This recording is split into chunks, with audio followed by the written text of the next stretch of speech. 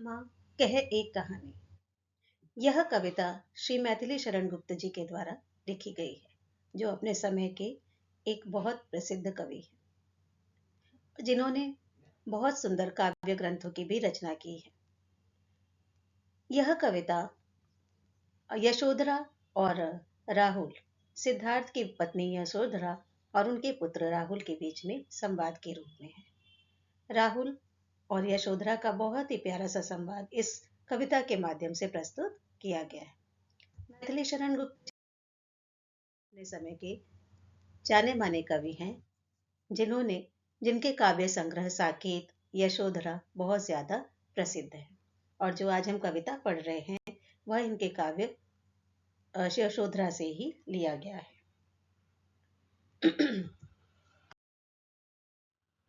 अगर हम इसका मानसिक मानचित्र बनाए या रेखा चित्र बनाए तो क्या होगा? सबसे पहले हम लिखेंगे पाठ का नाम, पाठ का शीर्षक माँ कह एक कहानी। उसके बाद क्योंकि ये कविता है तो इसकी विधा क्या होगी? पद्य होगी।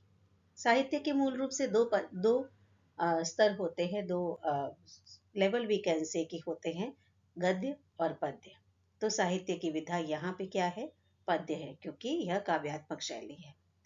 और इसके कवि हैं श्री मैथिली शरण गुप्त जी। अगर आपको कहा जाए मानसिक मानचित्र बनाने तो आपको इस ढंग से मानसिक मानचित्र बनाना है।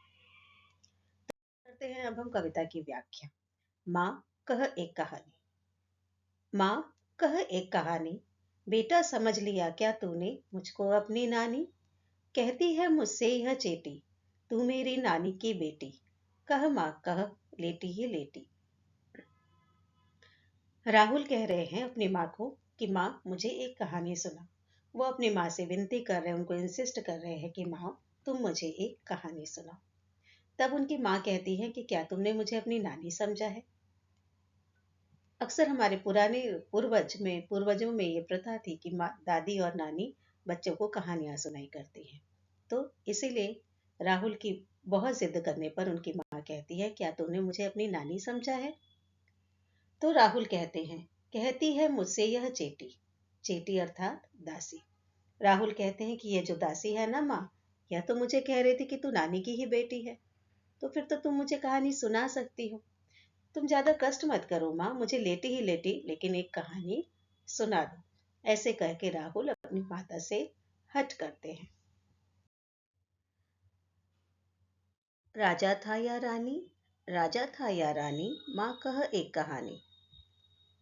कहते हैं कि अपनी माता को कि माँ तुम लेटे लेटे ही कहानी सुना दो, वैसी कहानी जिसमें या तो राजा होगा या रानी होगा।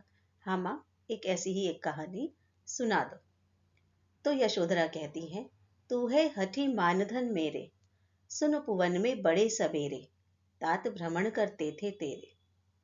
यशोधरा कहती हैं कि तुम तो बहुत हठी हो, बहुत जिद्दी हो। हे मेरे प्रिय पुत्र, तुम बहुत जिद्दी हो। मानधन मतलब जिसके लिए मान ही उसका धन है, उसकी इज्जत ही उसका धन है। मतलब तुम ही मेरे मान ही हो, तुम ही मेरे अभिमानी हो और तुम ही मेरा धन हो, ऐसा कहती हैं। और कहती हैं कि तुम मेरे बहुत जिद्दी पुत्र हो। अच्छा सुनो, मैं तुमको कहानी सुनाती हूँ। ऐसा कहकर वो कहती हैं कि एक दिन की बात है कि बहुत सवेरे उपवन में यानी कि बगीचे में तुम्हारे पिता घूम रहे थे, भ्रमण कर रहे थे, सैर कर रहे थे। जहां सुरभि मन मानी, जहां सुरभि मन मानी, हाँ हाँ माँ यही कहानी। कहती हैं श्री यशोधरा कि जहाँ पे बहुत सुगंधित हवा बह रही थी, सुगंधित पवन बह रही थी। तो राहुल कहते हैं, अच्छा हाँ हाँ माँ यही कहानी, जहाँ पवन बह रही थी वही कहानी मुझे सुना दो। फिर यशोधरा कहती हैं, वर्ण वर्ण के फूल खिले थे, झलमल कर हिम बिंदु झिले थे, हल्के झोंके हिले मिले थे, लहराता था पानी, लहराता था पानी, हाँ हाँ यही कहानी। यशोधरा कहती हैं, वर्ण वर्ण के अर्थात अनेक रंग के, रंग अलग अलग रंगों के फूल खिले थे बगीचे में, और उन पर ओस की बूंदे झिलमिला रही थी। हिम बिंदु यानी कि ओस की बूंदे, उन पर हिम बिंदुएं यानी कि ओस की बिंदु झिलमिला रही थी। और जो कि हवा के झोंके के साथ जैसे जैसे फूल हिल रहे थे तो उन पर जमी ओस की बूंदें नीचे गिर जा रही थी और ऐसा लग रहा था कि पानी लहरा रहा है। तो राहुल बोलते, हाँ माँ यही कहानी जिसमें सुगंधित वायु बहती है, फूल फूल हिलते हैं तो ओस की बूंदें गिरती है। माँ, यही कहानी मुझे सुननी है। फिर यशोधरा आगे कहती हैं, गाते थे खग कलकल स्वर से, सहसा एक हंस ऊपर से, गिरा बिद्ध होकर खरशर से, हुई पक्ष की हानि, हुई पक्ष की हानि, करुणा भरी कहानी। यशोधरा कहती हैं कि वहां पे क्या था कि पक्षी कूज रहे थे, अपने कलकल स्वर में पक्षी गा रहे थे, और अचानक ही क्या होता है कि एक हंस ऊपर से, घायल हंस ऊपर से आके तुम्हारे पिताजी के पैरों के पास गिरता है। गिरा बिद्ध हो खर शर से, बिद्ध मतलब चोटिल होकर के, घायल होकर के, किससे? शर से, यानी कि नुकीले बाण से घायल होकर के एक हंस ऊपर से गिरता है। तो और उसके पंखों को चोट लग जाती है, पंखों में घाव हो जाता है और वो बहुत परेशान है, बहुत छटक छटपटाता है। तो राहुल कहते, अच्छा पंखों की हानि हो जाती है, अच्छा पंख घायल हो जाते हैं, ये तो बहुत दुख भरी कहानी है। चौंक उन्होंने उसे उठाया, नया जन्म सा उसने पाया, इतने में आखेटक आया, लक्ष्य सिद्धि का मानी, लक्ष्य सिद्धि का मानी, कोमल कठिन कहानी। तो फिर तात ने तुम्हारे जब देखा उसे, पिताजी ने, तो फिर उसे उठाया और उसे उसके घाव पोछे, उस पर मलहम लगाया, और वो जैसे नया जन्म उसको मिल गया। इतने में आखेटक आया, आखेटक मतलब शिकारी। इतने में वो शिकारी वहां पहुंच जाता है, जो कि जिसने कि वो बाण चलाया था, और वो अपने लक्ष्य को पाना, उसने जो उस पक्षी को मारने के लिए वो हट करने लगता है। तो राहुल कहते हैं, अच्छा उसे वो पक्षी चाहिए, वो लक्ष्य, अपना लक्ष्य सिद्धि को प्राप्त करने के लिए वो इतना हठी होता है। ये तो बड़ी पीड़ादायी कहानी है, बहुत कठिन कहानी है, बहुत मुश्किल हुई होगी ना उसको तो। मांगा उसने आहत पक्षी, किंतु तात तेरे थे रक्षी, तब उसने जो था खगभक्षी, हठ करने की ठानी, हठ करने की ठानी। अब बढ़ चली कहानी। मांगा उसने आहत पक्षी, और जो आखेटक आया, जो शिकारी आया, उसने उस घायल पक्षी को मांगा। उसने कहा कि इसे तो मैंने बाण से मार के गिराया है, तो यह मेरा है। लेकिन तुम्हारे पिताजी ने उनकी रक्षा की थी, तब उन्होंने उसे नहीं दिया, तो वो हट करने लगा। वह खगभक्षी, यानी कि वो जो पक्षियों को मारने वाला, खगभक्षी यानी पक्षियों को मारने वाला, वह जिद करने लगा, वह हट करने लगा। तब राहुल कहते, अच्छा हट करने लगा। अब तो आगे बढ़ चली कहानी। हुआ विवाद सदय निर्दय में, उभय आग्रही थे स्व विषय में, गई बात तब न्यायालय में। यशोधरा आगे कहती हैं कि दोनों के बीच विवाद हो गया, एक था सहृदय, एक था निर्दय। सदय कौन था? पक्षी को बचाने वाला, यानी कि सिद्धार्थ। और निर्दय कौन था? निर्दय था वह आखेटक, वह शिकारी, जिसने कि उसको बाण से घायल किया था। तो दोनों के बीच बहस होने लगी। एक बोलता है मुझे ये पक्षी चाहिए, और जिन्होंने बचाया वह कहते हैं कि मैं तो नहीं दूंगा। उभय आग्रही थे स्व विषय में, दोनों अपने अपने जगह पे अपनी बात पर अड़े थे। उभय मतलब दोनों, आग्रही मतलब अड़े रहना, अपनी बात पर वो दोनों अड़े थे। और जब कोई फैसला ना हो पाया, तब बात न्यायालय में आगे गई। सुनी सभी ने जानी, सुनी सभी ने जानी, व्यापक हुई कहानी। माता कहती हैं, और जब बात न्यायालय गई तो सबको पता चल गया। तो राहुल कहते हैं, अच्छा सबने जान ली वो कहानी, अब तो कहानी बढ़ चली, अब तो कहानी फैल गई, विस्तारित हो गई, क्योंकि सबको पता चल गई। राहुल, तू निर्णय कर इसका, न्याय पक्ष लेता है किसका, कह दे निर्भय, जय हो किसका, सुन लूं तेरी बानी, माँ मेरी क्या बानी, मैं सुन रहा कहानी। फिर यशोधरा आगे कहती हैं कि राहुल, अब तुम निर्णय करो। वह न्याय और अन्याय का फैसला राहुल के ऊपर छोड़ देती है। वह देखना चाहती हैं कि राहुल क्या निर्णय करते हैं। न्याय पक्ष लेता है किसका?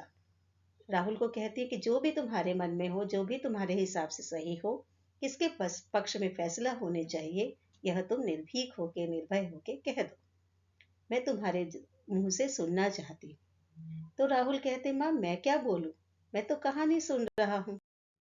कोई निरपराध को मारे, तो क्यों अन्य उसे न उबारे, रक्षक पर भक्षक को वारे, न्याय दया का दानी, न्यायदना का दानी, तूने गूनी कहानी। फिर राहुल कहते हैं, अगर कोई निरपराध को, कोई निर्दोष को कोई मारे, तो दूसरे को तो उसे बचाने के लिए आगे आना ही चाहिए। और उस भक्षक की बात नहीं सुननी चाहिए, उस आखेटक की बात नहीं सुनी जानी चाहिए, बल्कि रक्षक की बात सुनी जानी चाहिए और उस निर्दोष की जान बचाई जानी चाहिए। यानी कि फैसला किसके पक्ष में होना चाहिए? उस निर्दोष के पक्ष में फैसला होना चाहिए, उस रक्षक के पक्ष में फैसला होना चाहिए। क्योंकि न्याय तो दया देने वाला है, तो न्याय को तो दया देने वाला ही होना चाहिए ना। तो दया तो निर्दोष के पक्ष में होनी चाहिए। तब यशोधरा कहती है, बहुत सही है, तुम्हारा निर्णय काफी बढ़िया है और तुमने बिल्कुल कहानी को समझा है और समझ के अपना निर्णय दिया है। और यशोधरा राहुल से बहुत प्रसन्न हो जाती है। तो यह एक कहानी है जिसमें एक कविता के माध्यम से दोनों के बीच संवाद हो रहा है और इसी कविता को सुनाते सुनाते यशोधरा राहुल की समझ का एक तरह से एक समझ की परीक्षा भी लेती हैं कि राहुल देखे क्या कहते हैं, और राहुल सही के पक्ष में निर्णय देते हैं। तो ये बहुत ही सुंदर कहानी, शिक्षाप्रद कहानी है कि इस कविता के द्वारा यह कहा गया है कि हमेशा निर्दोष व्यक्ति को साथ न्याय मिलना ही चाहिए। तो बच्चों, आशा है आपको यह कविता और इसका भावार्थ जरूर समझ आया हो। अभी देख लेते हैं इसका सारांश। अगर आपको सारांश लिखने बोला जाए तो आप क्या लिखेंगे? माँ कह एक कहानी कविता में सिद्धार्थ के पुत्र राहुल और उनकी पत्नी यशोधरा का पारस्परिक वार्तालाप है। बालक राहुल अपनी माँ से कहानी सुनाने की जिद करता है। माँ यशोधरा कहती है कि मैं तुम्हारी नानी नहीं हूँ जो तुम्हें कहानी सुनाऊं। इस पर राहुल माँ से दुलार पूर्वक कहता है कि तुम नानी तो नहीं, लेकिन मेरी नानी की बेटी तो हो। अचानक और फिर यशोधरा उनको कहानी सुनाती हैं कि अचानक एक दिन तात उसके उपवन में भ्रमण कर रहे थे और एक घायल हंस आसमान से नीचे गिरता है, जिसे एक शिकारी ने तीर से मारा था। हंस की जान को सिद्धार्थ बचाते हैं और उसकी सेवा करते हैं। तभी वहां शिकारी आ जाता है और हंस पर अपना अधिकार जताते हुए उसे मांगने लगता है। सिद्धार्थ हंस को देने से मना कर देते हैं क्योंकि उन्होंने उसकी रक्षा की थी। दोनों के बीच विवाद होता है और मामला राजा के दरबार तक पहुंच जाता है। कहानी के अंत में यशोधरा राहुल से पूछती हैं कि न्याय किसका होना चाहिए, मारने वाले का या बचाने वाले का? तो राहुल तुरंत कहते हैं कि बचाने वाला हमेशा मारने वाले से बड़ा होता है। इस कविता का मुख्य संदेश दया, करुणा और न्याय की भावना को बढ़ावा देना है। यह बताती है कि जीवन में हिंसा से ज्यादा महत्व रक्षा और दया का होता है। तो बच्चों, ये है बहुत प्यारी सी एक कविता और आशा है कि आप अब इसका भावार्थ लिखने में, आप इस कविता को पढ़ के अर्थ बताने में भी सक्षम होंगे और भावार्थ लिखने में भी सक्षम होंगे। तो मिलते हैं आपसे अगले वीडियो में।